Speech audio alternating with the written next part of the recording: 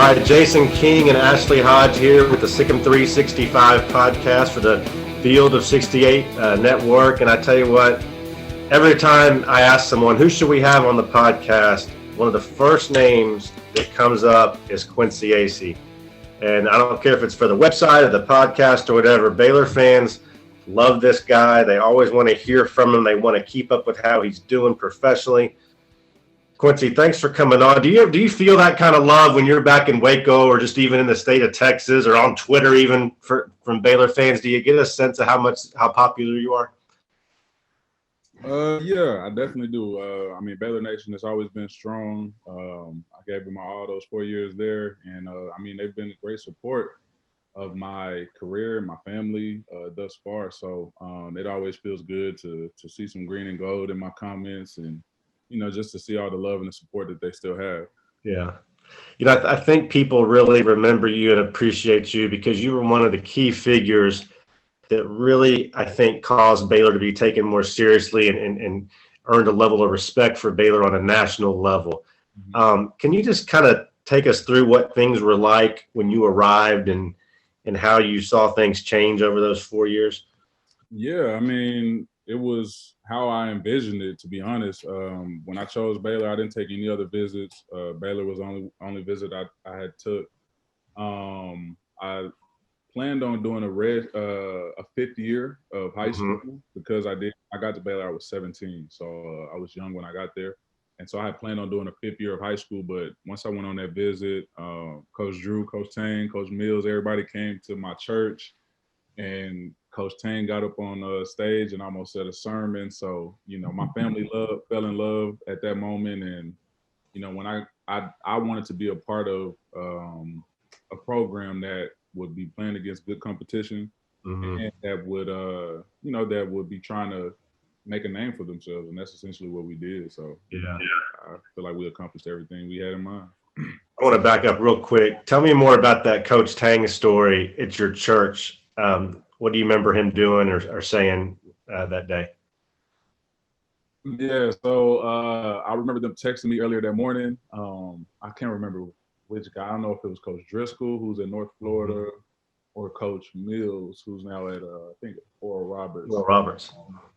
But it was one of those two, and they said they were gonna come, and I didn't believe them. I showed my mom and them, but I didn't really believe them, and they drove up there. It was like 4 or 5 of them. They drove up there, and my uncle passed the church, so it was a family-oriented church, very small church, and they let Coach Tang get up there, and it was crazy. It was crazy. So right, they had my family googly-eyed, and I couldn't say no. Right. So Quincy, some of the old timers on the boards will remember that your nickname in high school was the Cookie Monster. Is that right? No, honestly, it was really random and weird. I don't know how that came about, but I think Katrina happened when I was in high school. Yeah. And so we had a lot of guys from New Orleans move to Dallas after that, and so we had a lot of guys play from New Orleans on our AAU team, and they saw me play, and they're very animated and looking everything like the Cookie Monster. So I think that's just kind of how it stood. Imagine Lace and Tweety, in high school. So that's kind of how it came. That's fun. So you were a guy that you were so passionate. Like you said, you just laid everything on the line. You played with such incredible energy. There's a guy on the current Baylor team that kind of reminds me of that in your qualities, Jonathan. Jonathan, I don't know. Have you watched him this year? Have you been able to catch any of the games so far this year? Yeah, I watched one game versus, I think it was Illinois. Yeah. I watched a lot of that game, so I haven't been able to catch many, but yeah, I saw him. So he's a passionate player. He plays his butt off. So right. Yeah. as I remember, the big rivalries were A&M and Texas. Was there always a little something extra for those games? Did you have any other games that you really got up for in conference play? Yeah, I mean, UT for sure. Obviously, I wanted to go to the University of Texas my whole life. I was the biggest Longhorn fan. I had actually, when I committed to Baylor, I still had a UT poster on my wall, believe it or not. So I was the biggest Longhorn fan, and I just didn't really get recruited heavily from them. So it was my dream school. Sorry to say, but I can say it now. But if they would have come along and recruited me, I probably would have went to Texas. But I'm glad I went to Baylor. It was the best decision for me. It's where I met my wife. I had my son in college, so Baylor has been the best for me. Right. And how fitting was it that I guess that your freshman year wasn't at UT that you dunked all over and were perfect from the field? Was it 9 of 9 or 11 of 11 or whatever it was?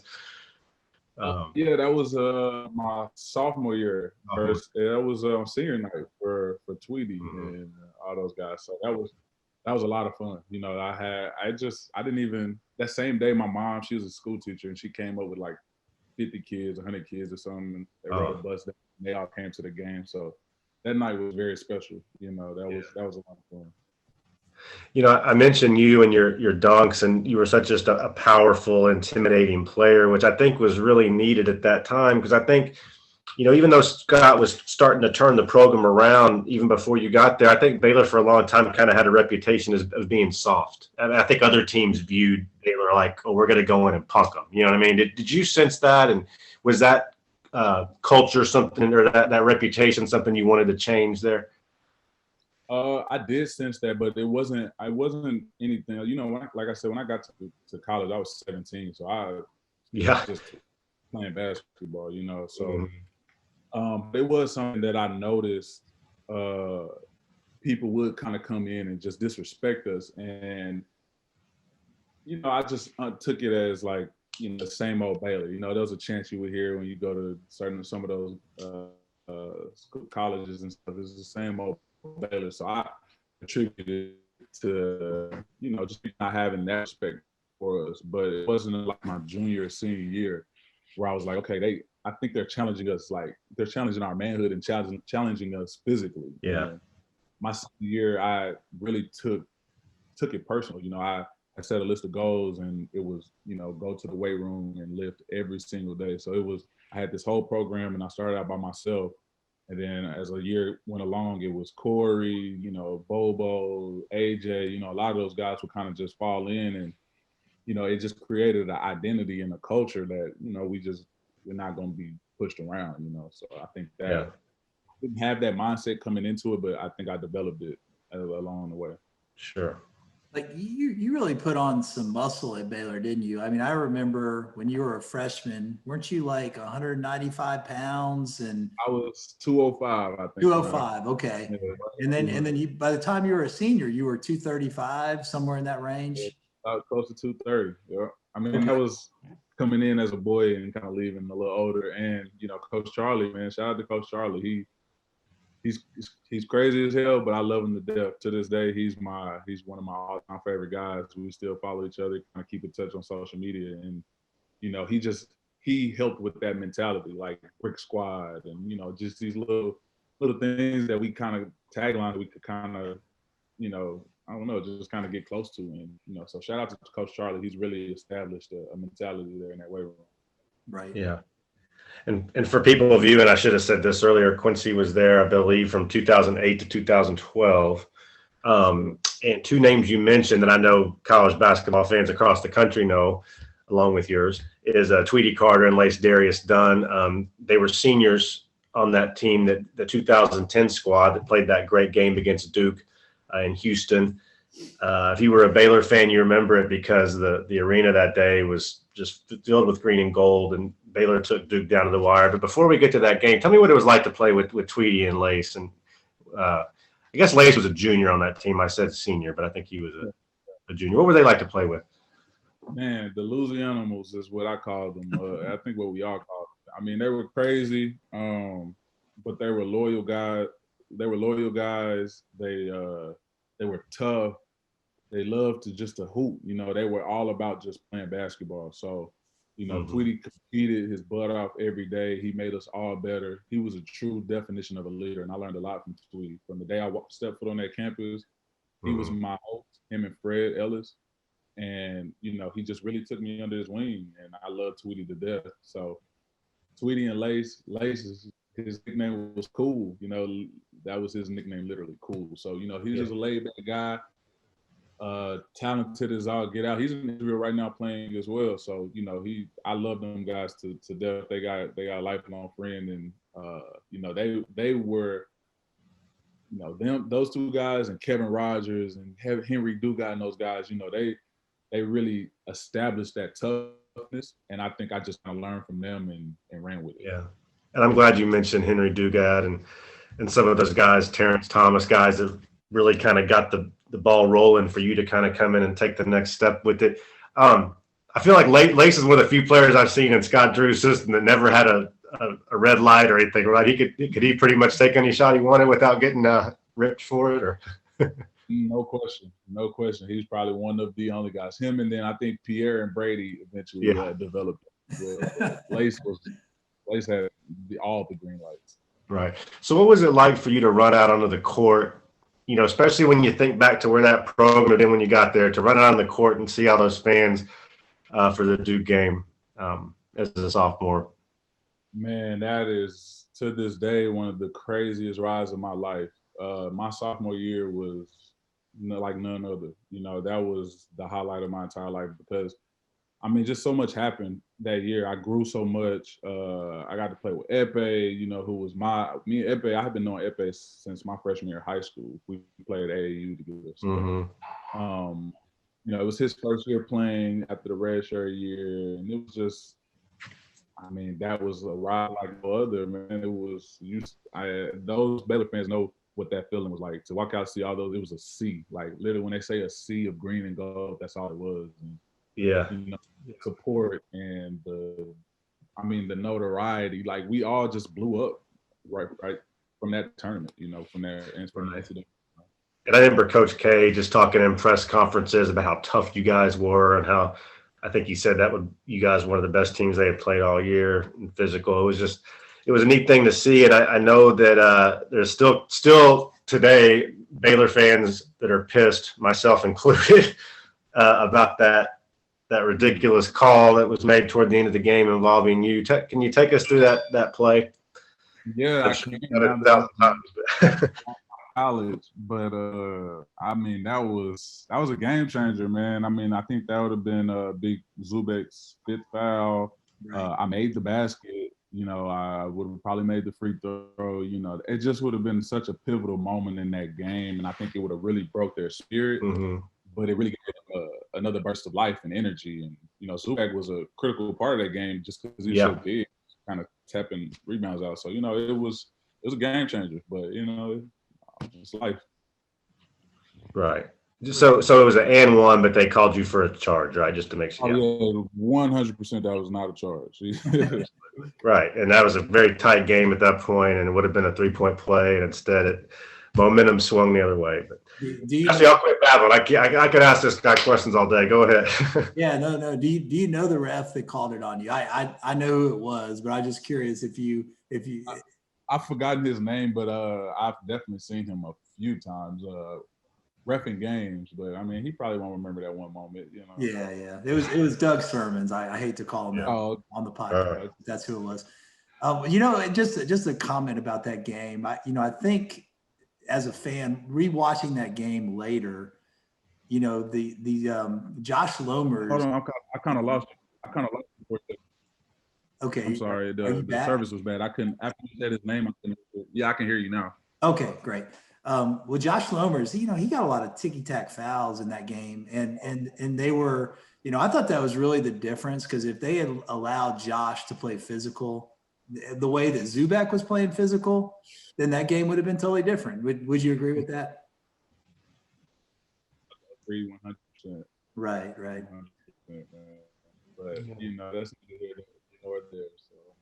Right. So I want to ask you about your pro career. You had 8 years in the NBA, and now you played overseas in Tel Aviv last year in the Israeli league.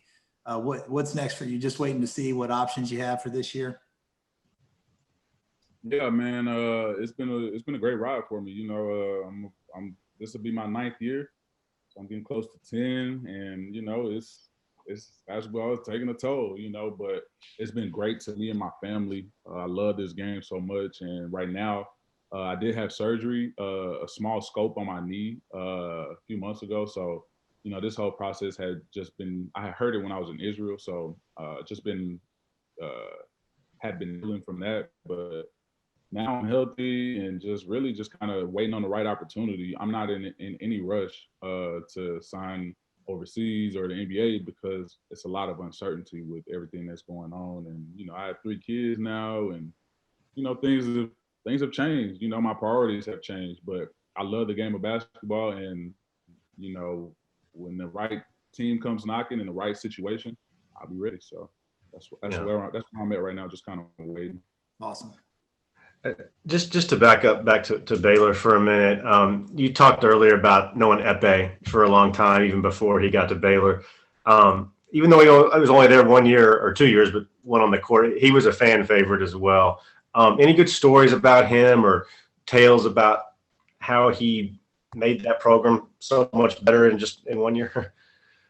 Ekpe is my big brother. Me and Ekpe were on FaceTime this morning. Like we talk every day. So Ekpe, he changed that program. Like like Terrence Thomas and those guys, Kevin Rogers, Curtis Gerald, you know, they were a part of the growth. But Ekpe kind of came in and like was that extra boost that Baylor needed. You know, I mean, he was a force. You know, defensively, nobody could do anything with him. I think he broke the school record in 1 year, you know, so, I mean, that says a lot in block shots.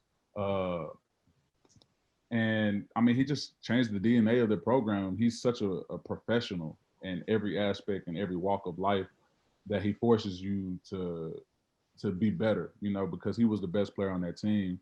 Yeah. How he carries himself every day, the way he takes care of his body, the way he approaches school, you know. He really set the DNA for our team, and you know, a lot of guys piggyback off that and gravitated towards him. You know, we were just rolling at the right times. I thought personality-wise too. I mean, my mentor. Yeah, I thought too. Just the fact that he was so upbeat and friendly and kind and funny. I mean, locker rooms need that, and I think we're seeing now with these last few Baylor teams how important chemistry is. And when I think back to that team, I think of the same thing, man. Y'all just had a great vibe, you know. And I think his presence was a big part of that. Anyway, I'll quit giving my opinion, but a couple years later, another great season ends again in the Elite Eight, again against the eventual national champion. This time Kentucky, who I think that's probably one of the best teams in college basketball history. I mean, in the top 10 or 20 at least. But man, you had they beat you guys, I think it was 82-70 in the Elite Eight. And you went against a front line that included Anthony Davis, Michael Kidd-Gilchrist. You played maybe one of the best games of your career, 21-8. What was it like for you going against that kind of historical squad? Were you guys nervous, intimidated? Not you don't get intimidated, but were you? What was your just overall mindset going in? Man, I was just on such a high, man. Like I was just rolling. Like I was so confident in the work that I put in that year. Like I had just sacrificed so much, and I was so goal oriented that nerves I don't even remember being nervous. I think I was just so ready, like, you know, just to prove that we belonged. And, you know, I can't speak for everybody else. You know, that was a big stage, and, you know, guys started to play, guys started to come alive. And, you know, once everybody kind of started clicking, we showed what we were capable, but we played at that level for the entire game, which we needed to be full of NBA players. Did you have any back and forth during the game, conversation or anything with Anthony Davis, or what do you remember about playing against him specifically? Yeah, no, I mean, we were in that zone, but we did switch to some man, and he wasn't to this day. We still have our battles, but he's not really a vocal guy, But Yeah, it's respect there because he knows I'm going to compete every time, and yeah, there's no back down. He's so talented, but yeah, right. man, that was a fun game. That was a fun game. It sucked that we lost. That was our second chance to win, and Hmm. stage was big, man. Yeah, Yeah. yeah. Two players on that team, Quincy Miller and Perry Jones. Both of those guys came to Baylor with such a high bar and such high expectations. Um, what do you remember? What do you remember it being like playing with those two guys? And did you ever sense pressure that they may have felt, a big weight on their shoulders? Okay, so two of the most talented guys I've ever played with, just natural talent, God-given gifts. Perry, 7-foot guard. I mean, we saw his flashes in the NBA whenever Kevin Durant went down when he was in Oklahoma. I mean, he's Hmm. just talented. And Quincy Miller, the same. He battled some injuries, and I think it was some pressure there on him trying to get back and perform at a high level because he come from a tough background, and he had a lot of pressure on him, and he had to provide. And he's a tough kid, and he tried to do everything he in his willpower to get out there and prove himself. And I think he still could have waited a little longer to come back when the season first started because of his knee, but I Hmm. mean it just showed his heart and his will and his toughness. So I think they did have a lot of pressure. Perry, his mom, and just everything that comes with being a McDonald's All-American, and Yeah, that was a lot of pressure for yeah, those kids at such a young age, and those they handled it well while they were there, but it was a lot for them. It was sure. a lot for them, and they're doing well for themselves. They found a love. I think Perry's still hooping, Quincy Miller's still hooping, and he does art and stuff. So Hmm. they're doing well. But it was a lot of pressure for them coming in. I can't say that, but two wonderful guys, two Yeah, humble guys, and just two beasts. yeah. Do you have any stories from just crazy things that coaches did or practice stories, like a funny interaction with your teammates? Does anything come to mind when you think back about your Baylor days? Oh man, that's I had to dig in the archives. That was so long ago. Things like, but I mean, we just made tons of memories, not only on the court but off the court. Like you guys said, we just got along so well. We all hung out with each other. Top to bottom of the roster. Even Big Josh Lomers when I was young. He wasn't.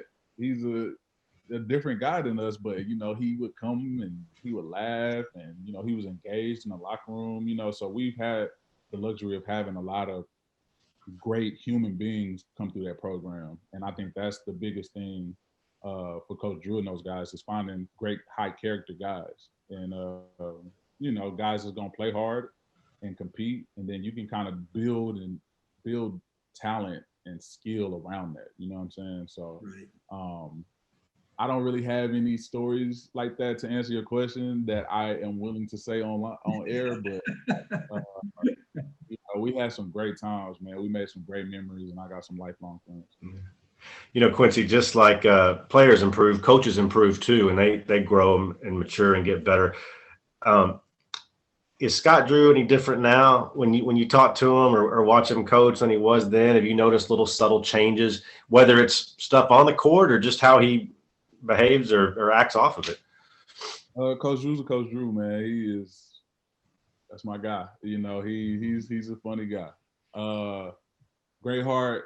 Coach Drew has definitely grown as a coach.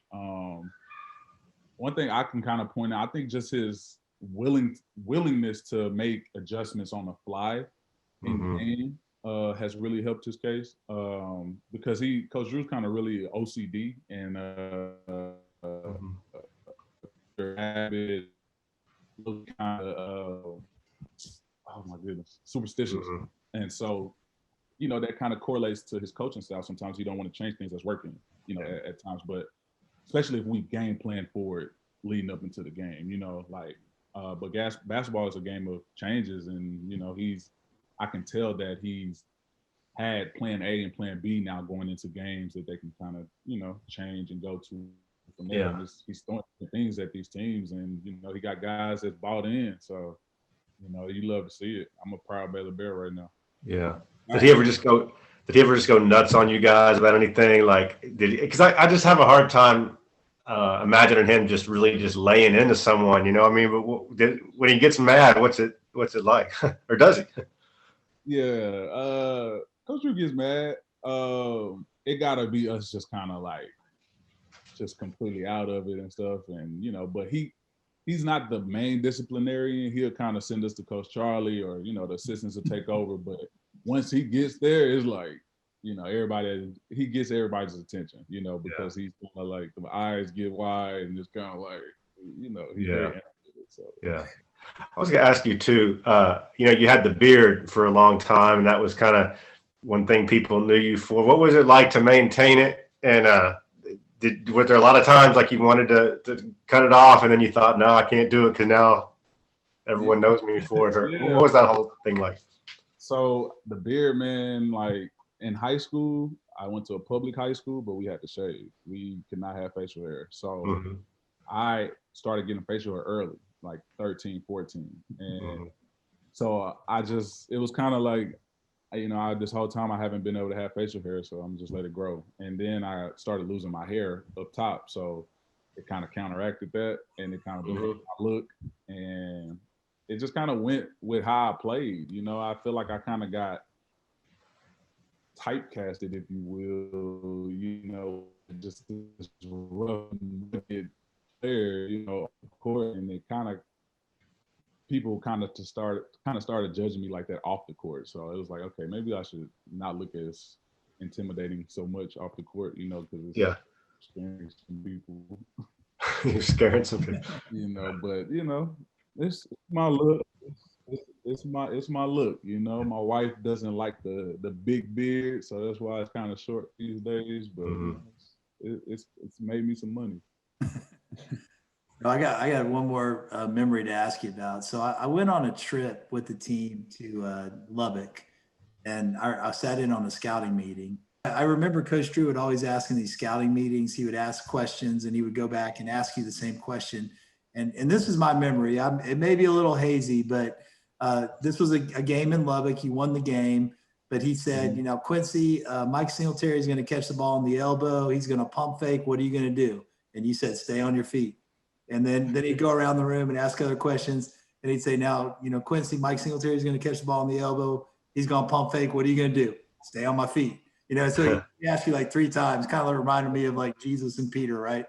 So then in the game, like near in the beginning of the game, Singletary pump fake, you bit on the pump fake and you flew in the air, and I think he got a layup. And Coach Drew looked back at the guys that had come on the trip, and he kind of rolled his eyes. Do you remember that moment? Do you have any recollection of that? Or I do now. Now that you're saying it, I can vividly remember that. And oh man, that is funny because that was just me. Like that's who I was when I got to Baylor. Like just all over the place, and it's how I played. You know, right. Energizer Bunny. So my focus was never. You know, and you knew that. He tried to make sure of that because it's like, you know, I need you out there because of how hard you play, but right. kind of costing me some games with some mental mistakes, you know. So, you know, that was a lesson learned very early that, you know, basketball is a mental game. Yeah. Quincy, I think Baylor fans really loved kind of following your journey because, you know, when you came to Baylor, people respected your game, but you were just kind of viewed as the bully in the paint. You know, you got to get the tough rebounds and get the putbacks, but he didn't have much of an offensive game, whatever. But just each and every year, I mean, you just added to your arsenal and developed and went through the process. And then on draft night, you get picked early in the second round. What was that? What were your emotions like that night? Because I thought it was really cool. You went to New York for the actual ceremony and sat in the stands and got to go up there. I mean, what do you remember about that night? Just the emotions and the feelings. The night itself was special. Again, that was another highlight.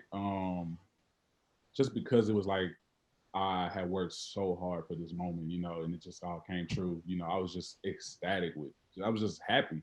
There was nothing that could have happened that night that would have made me feel away. Even if I wouldn't have gotten drafted, it would have sucked. But I would have been happy that I was able to even be there. Because it wasn't. Yeah. That wasn't supposed to be my path. I felt like so.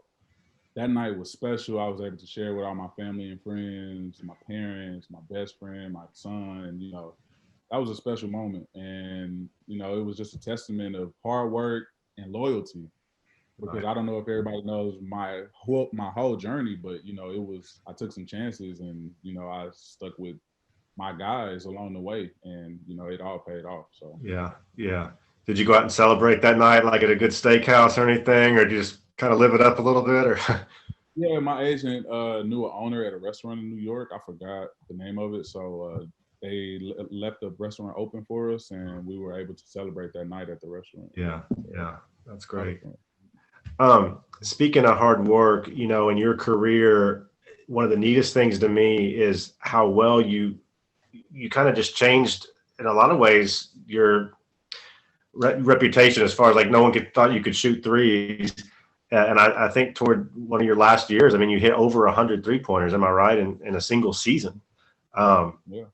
Why did you feel like, hey, that's what I have to do to stay in the league now, or that's what I have to become? Take us through that process. For sure. I mean, that was definitely a part of it. But it's just kind of a part of my journey. Like I said, in middle school I didn't make the basketball team, and then high school I was not good at all. I was a football player, and the coach took a chance on me, told me to come play. I was on B team freshman, not starting, and then I just worked my way. By the next year I was starting, and I just got better and better, and it always was fueled off of a point of time when someone told me no or I couldn't, and in AU, my coach told me, play hard, you're good, I love you, you'll play, but to go to the NBA, you 6'6", 6'7", you don't have to be a shooting guard. Kobe 6'6", I would just hear that all the time, and that just drove me like, well, I'm not a guard, I don't have these skills, but you can't tell me that, I'm so that is what fueled me. And I think it's just every time it's another step of somebody either saying, well, I'm not going to pick him up because he needs to shoot it better, or, he can't shoot, or it's whatever it is. It's just I apply that and I get better. It's just kind of, it's what fuels me. So, yeah. And my last one for you, and I know I keep going, but when you watch this Baylor team now, and maybe not this season because I've only played 4 games, but you're still familiar with the personnel from last year. Who impresses you? I mean, do you have a favorite player or two that you maybe see a little bit of yourself in, whether it's Vital or a forward or? Mark Vital is gonna always have my place in my heart, on that team, just because he's the one I've had the most interaction with personally. I feel like, I think he came on visits when I was still in college. I got a chance to meet him before I even graduated, and just to see his growth, what he's been through, and he's a great kid. So Mark Vital for sure. He has, that's my guy. Yeah. Ashley. Yeah, I probably won't pronounce his name right. I'm just curious for the NBA fans out there. I know you played with Dene Avdija. Is that how you pronounce it? Denny Avdija. Yeah. What's I got a chance. Go ahead. I'm sorry. No, he's obviously a first round pick and obviously well thought of going to the Washington Wizards. I just want to hear your impressions of his game. Yeah, man. Denny's a great kid. I think he's like 19. When I got there last year, I was hearing he's going to be top 5. And, I learned a lot about myself this year going overseas. But I said that to say, like, when I first saw him, I was like, this European kid, didn't think he's going to come over. Like I just had all these, just proved me wrong every step of the way. I mean, he worked butt off. He's competitive, he's tough, and like every stereotype, if you will, that I kind of had going into it, he proved wrong. So, Denny he's like a little brother to me. He listened intently and he competed his butt off and he earned everything that he's getting. So, you know, Denny's a lifelong brother for me, and he earned it. He earned it all. I think he's very talented, and he has a chance to be really special in this league if he puts it all together and kind of figures out the game at that level. Quincy, tell us about your son, just to end it here. Like, I can remember seeing you all the time when you were at Baylor, carrying him around, and it just freaks me out that when you say now he's, what did you say, 18 or? No. My son now is 9. He's 9. 9? No. Why did I say 18? Yeah, that would have really freaked me out. But I do remember you carrying him around. How's he doing? He's doing good, man. He's full of life. He has a great personality. He's been with me along the way. He has made me grow into a man. You know, I had him at 20, completely random. You know, it was not a part of the plan. That was a tough period, but you know, that's my best friend. You know, I love him to death. And you know, now he has 2 more siblings to play with, and you know, we got a big happy family here, and you know, it's a blessing, man. It's a blessing. So yeah. Are you living back in Garland? No, we have a home in Dallas. My mom is from Mesquite. She stays in Mesquite, but me and my wife, we have a home kind of by SMU. So okay. Oh, I said Garland. You went to Mesquite. Yeah. They're neighbors. Yeah. Okay. Like, well, I'm kind of curious because you know, some of these kids in the Scott Drew, you know, like former players have kids that are growing up. Like Kevin Rogers has a son that's getting up there a little bit too. Like, do you guys talk about, hey, we want to keep this going. We want our kids to play at Baylor if it's at all possible. Is that even a part of the discussion with you guys? Well, I mean, I think that's kind of every dad's dream. You know, if he plays sports, you know, you want your son, if he plays the same sport, to go to your alma mater. But at the same time, it's like, you know, you kind of do want to encourage them to be their own man and not, you know, following dad's footsteps or be looming under dad's shadow, or, you know, I don't want any added pressure on him. Like, I don't force him to play basketball. Whatever you want to do, son, you know, we'll do, just as long as you attack it, you know, with passion, and you know, you work hard. So that would be great. That would be a fairy tale ending, you know, that would be great. But we'll see how he feels. He loves Baylor. His mom actually went to Baylor as well. So she was McDonald's All-American, and I think she won a championship. Yep. So awesome. Well, Quincy, thanks for the time, man. Like I said, you know, you provided Baylor fans with some great moments and exciting times, you know, at a point when they hadn't had a lot, you know, before that. And not only that, I mean, just the way you carried yourself off the court, I think you were such a great representative for the school and continue to be. So appreciate you sharing those memories, and maybe we can catch up again in the future. I appreciate you. I appreciate you having me on, man. Nice shirt, by the way. You know, go Cowboys. Oh, yeah, there we go. Well, been a rough year, but they'll battle back just like you guys did, you know. Just thank you to Baylor Nation. You know, Baylor Nation helped me grow as a man, man. They really did. The city of Waco and Baylor University. I learned a lot about myself there, and, you know, I grew a lot, you know, off the court. I was a small town, small-minded kid coming in, and you know, it just changed my world. So Baylor is forever in my heart, and I just thank you guys for having me on. Well, don't be a stranger in the stands now. Once this COVID stuff's over, we gotta have you back in Waco, because there's exciting times ahead. But we'll catch up with you down the road, Quincy. Thanks. For Ashley Hodge, I'm Jason King for Sic'Em 365 and the Field of 68.